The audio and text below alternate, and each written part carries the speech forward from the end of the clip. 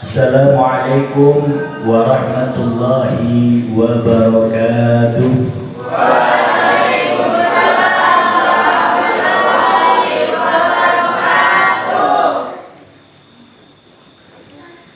Alhamdulillah, alhamdulillahilladzi hadana li hadza wa ma kunna linahtadiya laula an hadanallah. Asyhadu an la ilaha illallah wa asyhadu anna Muhammadan abduhu wa rasuluh. Allahumma salli ala sayyidina Muhammad wa ala alihi sayyidina Muhammad. Rabbi israh li sadri wa yassir li amri wahlul 'uqdatam min lisani yafqahu qawli. Subhanaka la ilma lana illa ma 'allamtana innaka antal alimul hakim. Jami'an papan ya. Ulang email alamat.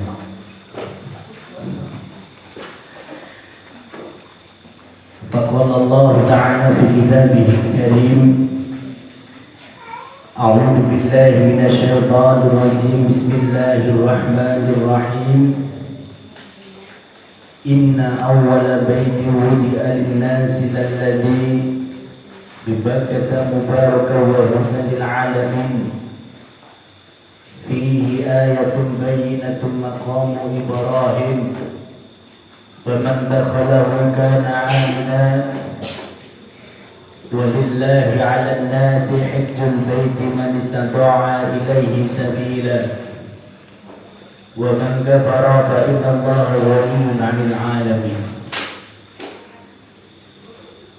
Yang saya hormati Ustaz Ari Fauzi MPD selaku Kepala Madrasah Sanawiyah Liman Ngadirojo.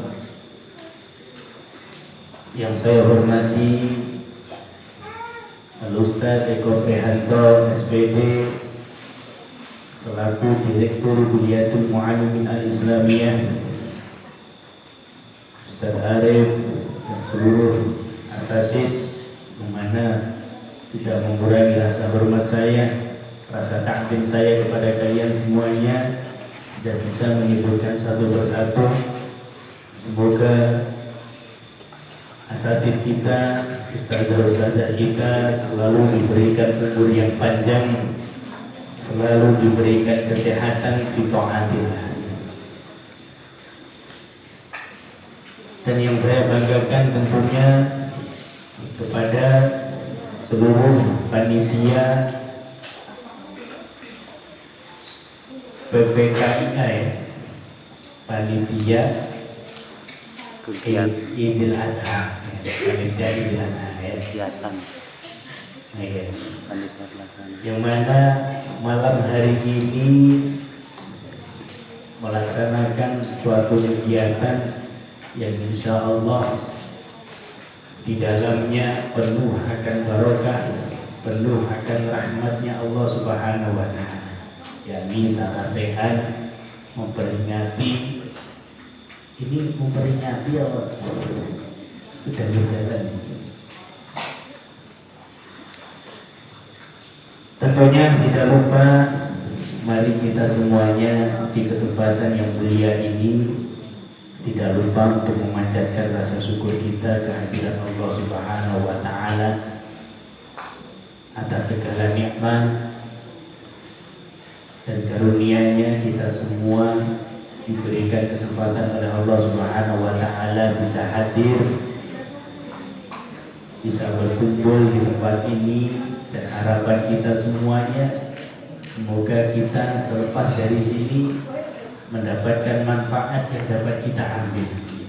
Tentunya manfaat untuk diri kita, untuk kehidupan kita sendiri.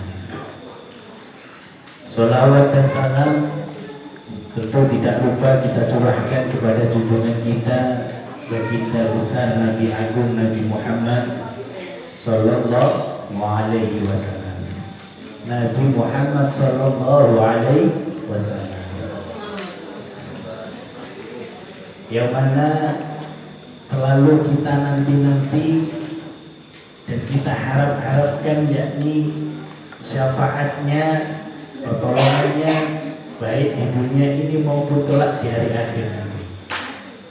Ada yang salah satu sini tidak mau syafaatnya Rasulullah.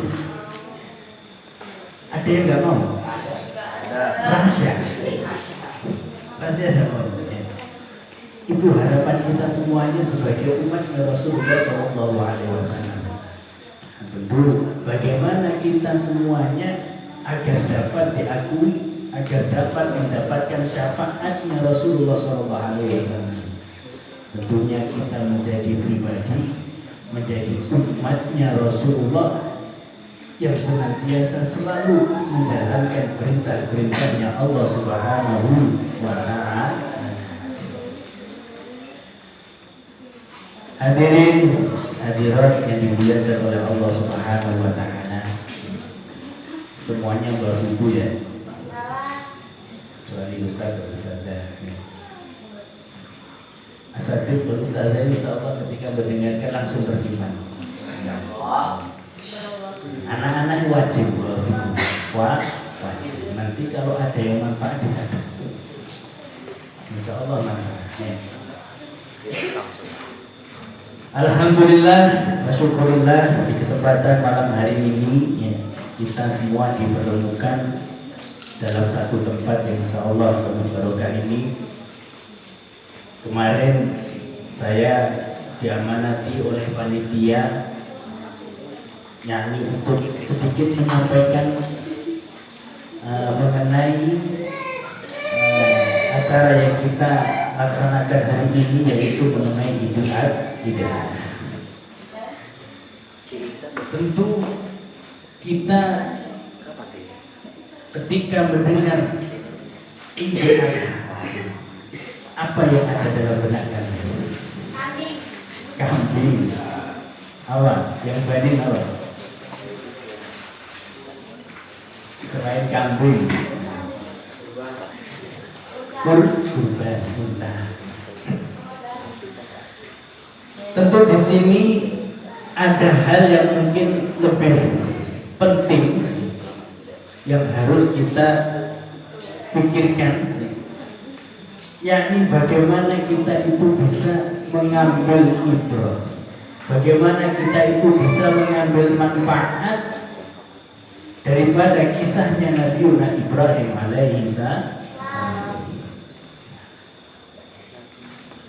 Inilah pelajaran kita semuanya. Setiap kaki kita melangkah, setiap tangan kita gerakkan, lisan ini kita ucapkan, kita itu sebagai santri, bagaimana kita itu bisa mengambil pelajaran dari setiap langkah yang kita lakukan ini. Apa faedah, apa ibrah yang dapat saya ambil? Nah, ini khususnya bagi santri-santri ketika melakukan suatu kegiatan aktivitas dalam dirinya.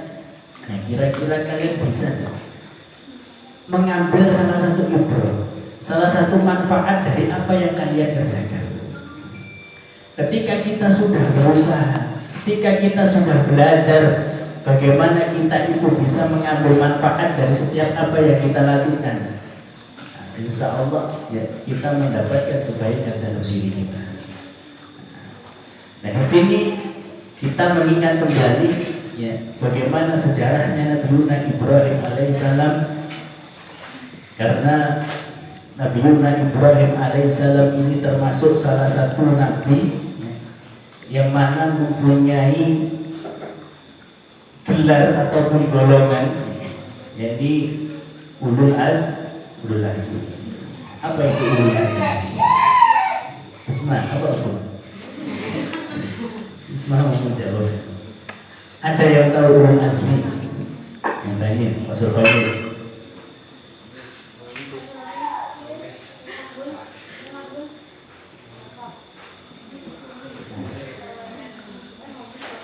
Siapa saja ulul azmi itu? Siapa? Ibrahim, Musa,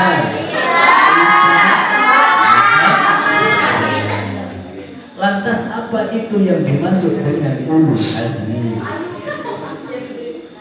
Nah, dicatat, bisa dicatat.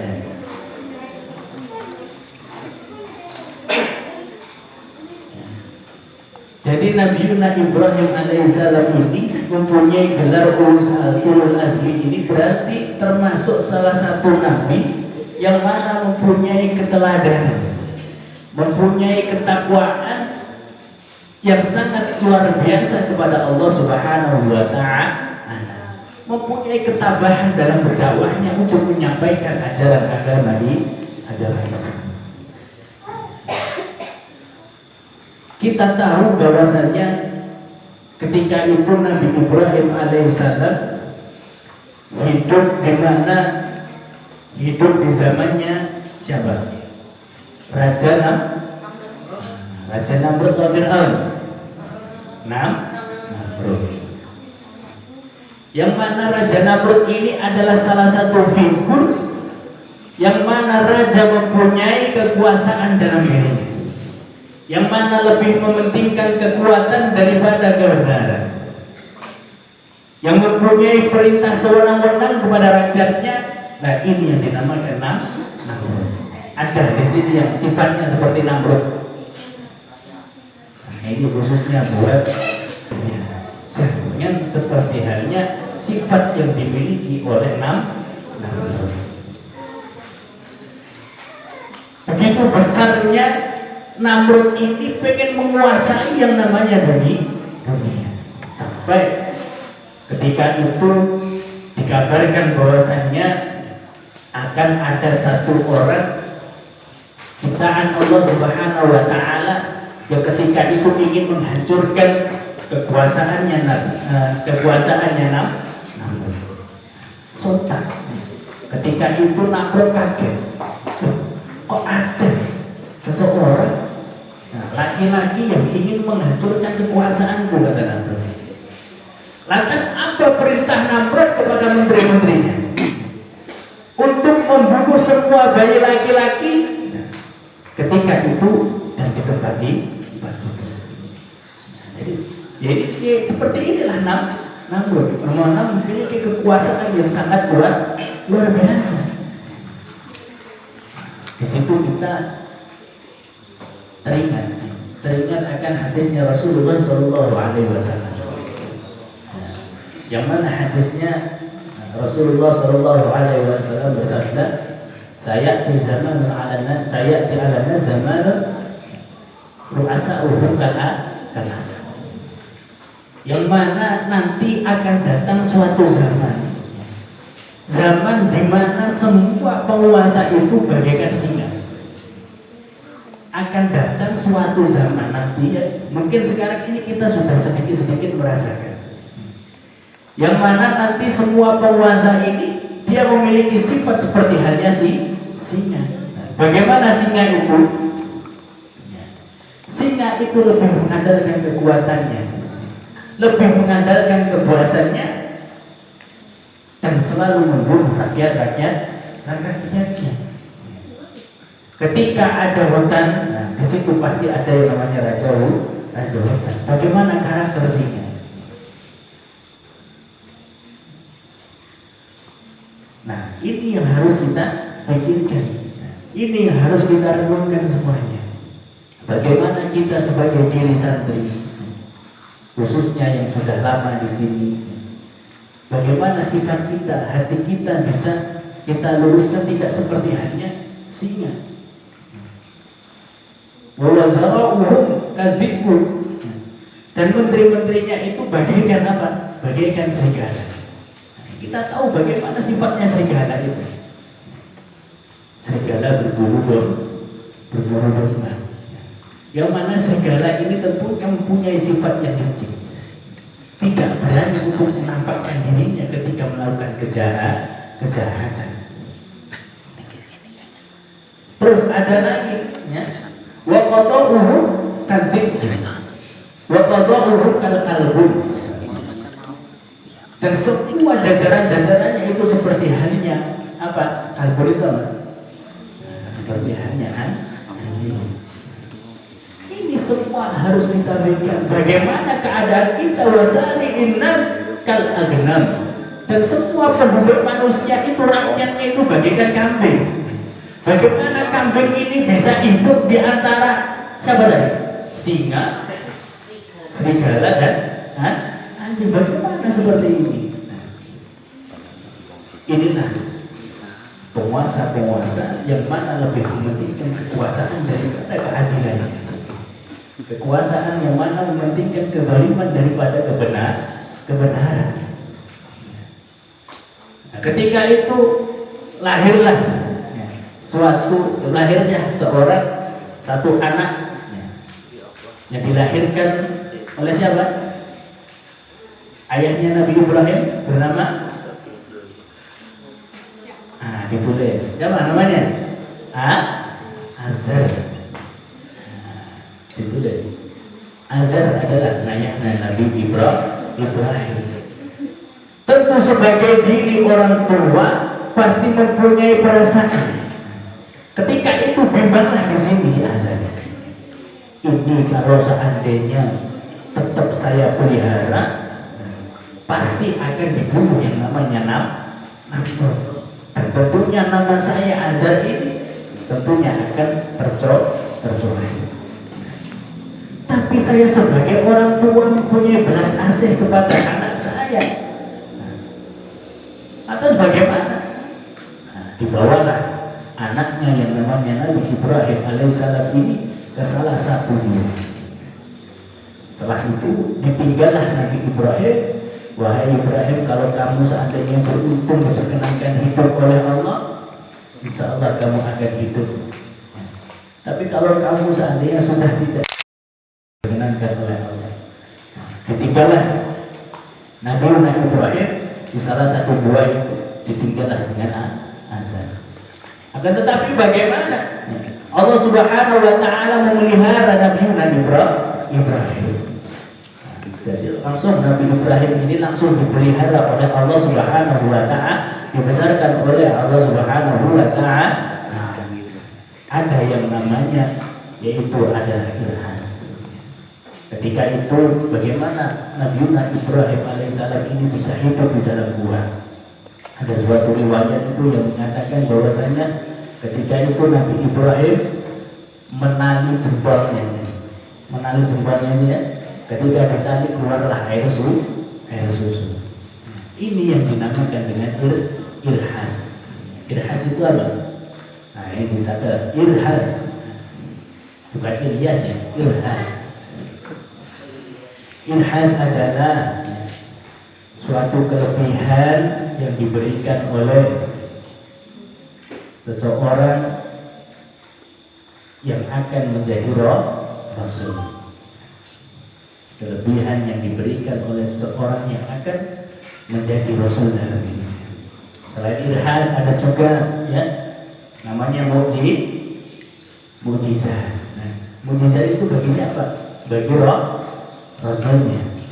Kelebihan yang diberikan oleh Nabi dan Rasul.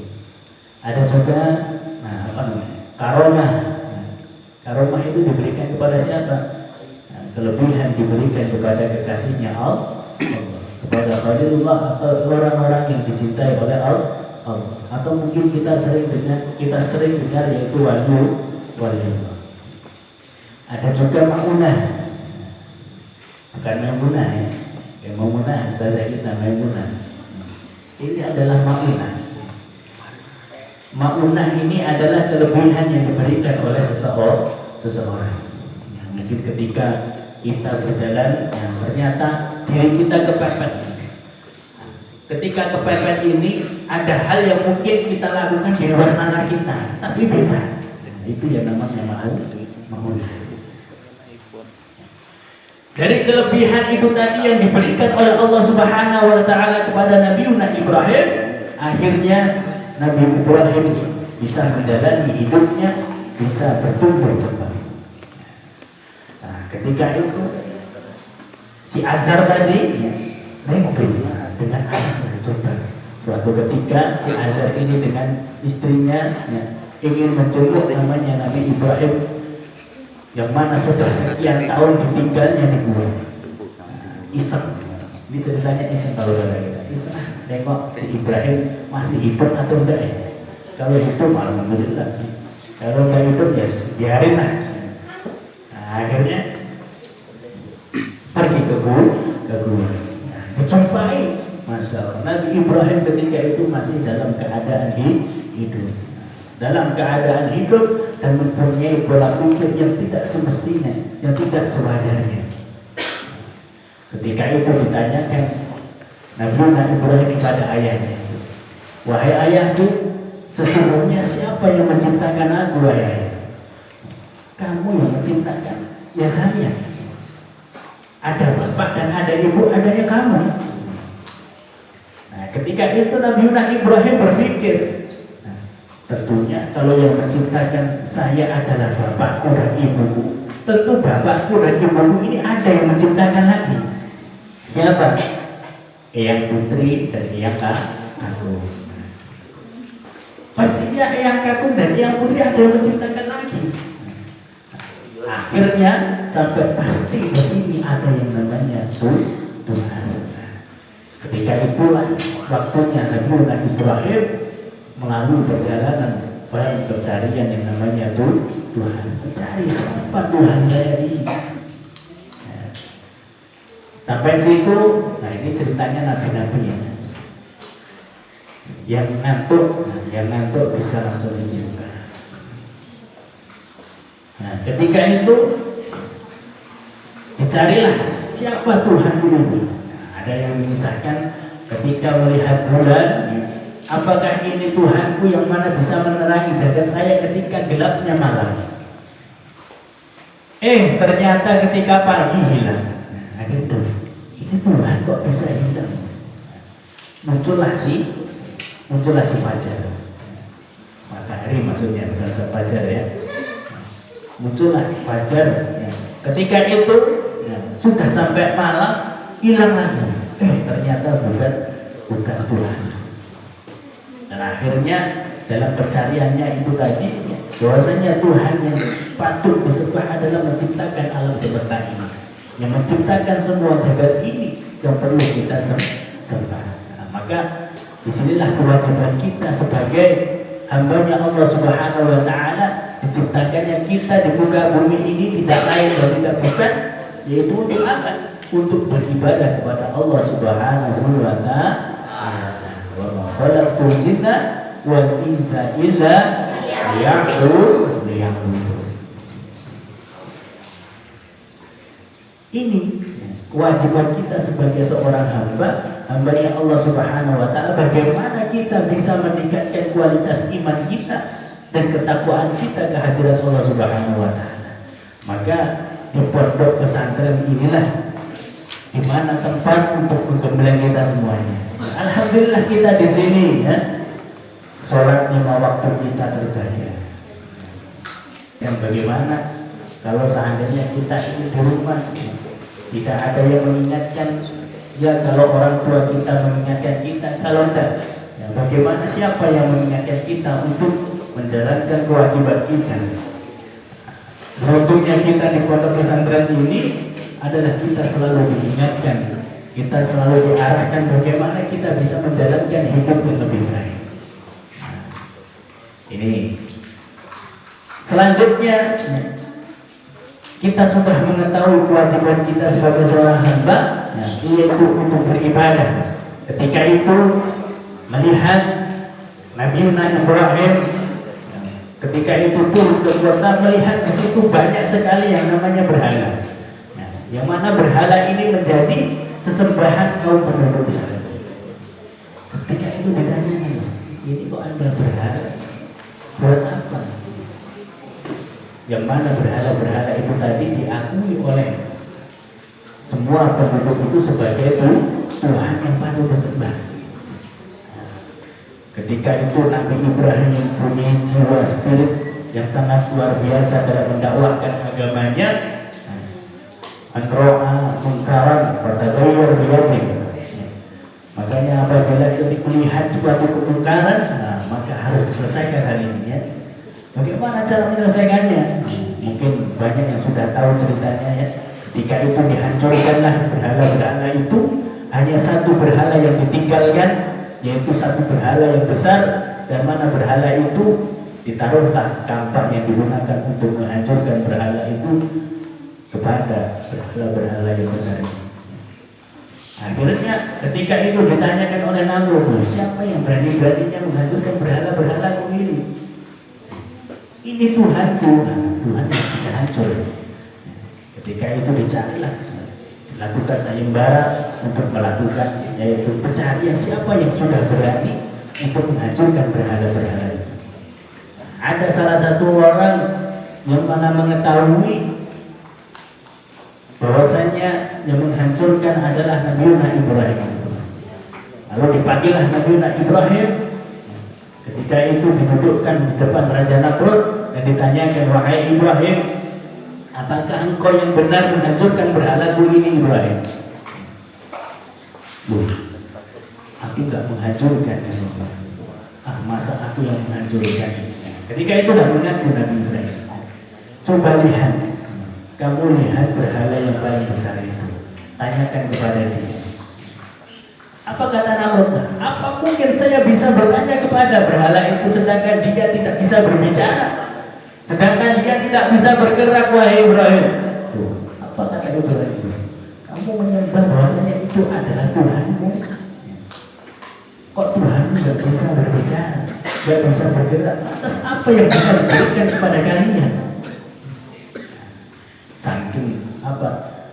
Sudah tertutuplah hatinya Nabi Namrud ini. Sudah tertutup si Namrud ini hatinya, tidak menerima, tidak bisa menerima, yaitu perkataan-perkataan yang baik. Seperti kalian, ya. Makanya hati ini perlu dijaga. Hati kalau semakin banyak kita melakukan maksiat, hati ini kalau kita sering melaksanakan maksiat kita apa di pondok pesantren ini? Berbicara kok, terus apa lagi? Membuli jemaah, mengatakan kabur di pondok pesantren ini juga termasuk maksiat. Melanggar peraturan di pondok pesantren ini juga termasuk maksiat. Kalau maksiat ini sering kita lakukan, hati kita ini lama kelamaan akan tertutup. Kalau sudah tertutup, apapun nasihat yang diberikan oleh asatidz kita, hati kita tidak bisa menerima. Sulit untuk menuju kebenaran yang ditentukan oleh Allah Subhanahu wa Ta'ala. Maka perlu kita di pondok pesantren ini belajar menata hati. Kalau sudah tertutup banyak, kadang mungkin Anda juga santri itu selalu sungguhan kepada ustaznya. Padahal ini hal yang sangat dilarang pada santri yang mana mempunyai rasa sifat sungguhan kepada gurunya. Kan ada di kita tak menuntah gitu ya. Kewajiban kita sebagai santri itu apa? Bagaimanapun keadaan asatidz kita, ustazah kita, semampu kita harus husnul, berprasangka baik kepada mereka. Agar apa? Agar ilmu yang kita dapatkan itu bisa menjadi berkah bagi hidup kita. Kalau ilmu ini sudah berkah, insya Allah apa? Kita menjadi manfaat. Ya, banyak kejadian hal-hal seperti ini. Yang semula di pondok itu terasa pintarnya, dilihat bahwasanya dirinya itu pintar, akan tetapi kurang mempunyai attitude-nya kepada asatidznya. Ketika sudah selesai dari pondok, tidak terlihat kepintarannya. Dibalik, akhirnya tidak manfaat. Jadi kalau ilmu berkah itu, walaupun dia mungkin di pondok ketika belajar cuma tidur, waktunya belajar tidur, terus apa lagi? Akan tetapi mempunyai nilai yang baik untuk gurunya, mempunyai adab yang baik kepada gurunya, insya Allah ilmu yang akan dapatkan barokah. Ketika di luar, nah nanti banyak manfaatnya. Inilah ilmu yang barokah. Nah, maka disinilah kita seharusnya bisa dapat mengambil ibrah daripada kisah Nabi Ibrahim, yang mana selalu dipuji oleh Allah Subhanahu wa Ta'ala. Akan tetapi hati Nabi Ibrahim alaihissalam ini mempunyai keteguhan yang sangat luar biasa, ketakwaan yang sangat luar biasa kepada Allah Subhanahu wa Ta'ala. Ini juga menjadi cambukan bagi kita semua. Bagaimana kita bisa memperbaharui diri kita untuk menjadi lebih baik. Berubah pola hidup kita yang semula belum baik menjadi lebih baik lagi. Nah, apa? Jadi daripada Ibrahim yang dapat kita ambil, ya, bagaimana daripada sejarahnya Nabi Ibrahim alaihissalam ini untuk meningkatkan keimanan dan ketakwaan kita kehadirat Allah Subhanahu wa Ta'ala. Bagaimana kita mempunyai jiwa yang baik kepada seluruh umat manusia. Maka disitulah akan tertanam dalam hati kita, ya, yang dikatakan oleh ulama terdahulu itu, ya, bijismi bani Adam, ya, arba'atu jawahir. Di dalam diri manusia itu ada 4 permata yang perlu kita jaga, ya. 4 permata di dalam diri manusia. Wa yuzaluha arba'atu asya. Dan kehilangnya 4 permata ini juga dengan 4 perkara. Apa yang permata yang pertama? Ya, amal jawahir al-aqal. Ya. Yang pertama adalah akal kita ini yang harus kita jaga.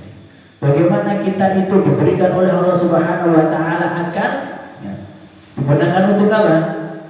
Untuk hal yang baik atau hal yang buruk? Untuk hal yang baik.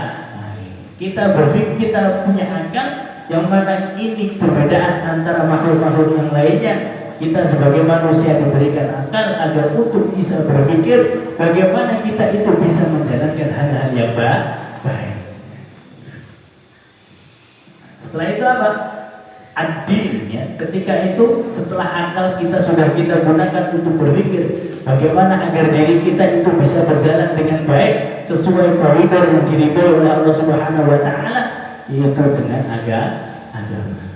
Agar kita ini digunakan untuk bagaimana agama yang bisa kita jalani ini agar kita menjadi orang yang arif, orang yang baik dalam menjalankan kehidupan kita. Ketika sudah agama, yaitu permata yang selanjutnya adalah al-haya, mempunyai rasa malu untuk berbuat maksiat, malu untuk mengucapkan lisan kita ucapan yang kotor. Ya, ini yang harus kita tanamkan. Selain al-haya apa? Ketika kita sudah menggunakan akal kita untuk memperbaiki agama kita dan mempunyai rasa malu dalam diri kita, maka akan timbullah dalam diri kita yaitu amal soleh. Amal soleh yang harus kita jaga. Dari 4 permata ini kalau seandainya kita sudah jaga dengan baik, insya Allah kita termasuk orang-orang yang baik. Orang-orang yang dipandang orang itu mempunyai harga diri yang baik. Bagaimana nilai jual permata? Kita ini berharga. Di pondok pesantren ini kita dilihat oleh orang itu kita tuh berharga. Yang mana kita di sini alhamdulillah jaga dengan baik. Daripada segi ibadah kita. Ini tergantung hati kita semuanya. Sekarang kita harus berlatih, selalu belajar bagaimana kita bisa menata hati kita agar menjadi orang-orang yang baik, agar menimbulkan amal soleh yang baik. Ini bagaimana? Nah itu tadi yaitu ibrah atau faedah yang dapat kita ambil daripada ketakwaannya, ketabahannya, keistimewaannya Nabi Ibrahim yang mana sudah diutus oleh Allah Subhanahu wa Ta'ala untuk mendakwahkan ajaran Allah Subhanahu wa Ta'ala. Kita sebagai penerusnya umatnya Nabi Muhammad SAW, bagaimana kita juga bisa menjaga apa yang sudah menjadi ajaran-ajarannya para nabi-nabi kita, ajaran-ajarannya Allah Subhanahu wa Ta'ala. Nah ini yang sholatnya masih kadang ketinggalan, diperbaiki lagi.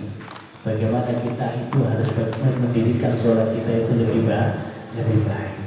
Yang suka omongannya kurang baik, nanti diperbaiki lah. Kemana lagi kalau kita di pondok pesantren ini? Inilah tempat kita semuanya untuk bagaimana kita bisa merubah diri kita. Ibarat kupu-kupu itu kalian di sini baru kepompongnya, kepompong. Bagaimana kalian ini di pondok ini menjadi kepompong ketika sudah keluar nanti, ya, bukan menjadi lebah melainkan menjadi kupu-kupu yang indah. Itu ya. Dan ya. Nah itu tadi dongeng Nabi yang bisa saya sampaikan, cerita-cerita Nabi. Semoga tentunya harapan kami semuanya ya ini bisa menjadi pengingat hati kita semuanya, pengingat diri kita semuanya, apa langkah yang harus kita lakukan ke depannya, tentunya agar menjadi orang yang bermanfaat, orang yang dicintai oleh semua manusia, orang-orang yang bisa membanggakan kedua orang tua kita. Mungkin itu saja dari saya. Apabila banyak salahnya mohon maaf. Sekian dari saya. Assalamualaikum warahmatullahi wabarakatuh. Waalaikumsalam.